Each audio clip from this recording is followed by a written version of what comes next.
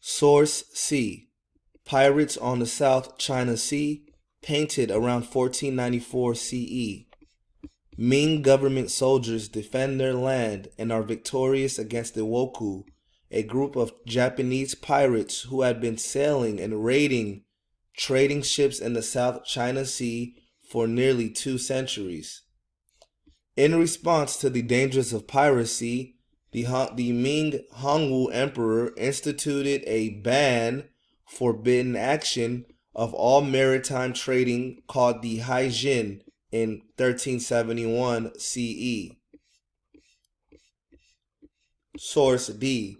Map of China's Grand Canal. This canal connected cities within China and was extended during the Ming Dynasty.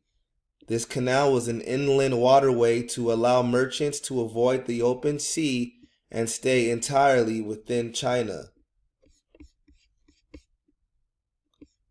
First, read questions. What is the name of the title for source C? Number 2, what is the name of the title for source D? Second, read questions. In document C, what is the main issue or theme? Number 2, in document D, what is the main issue or theme?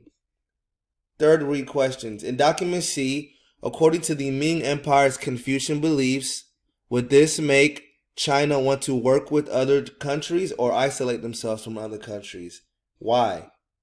In document D, explain how the Grand Canal would be of help to the Ming Empire.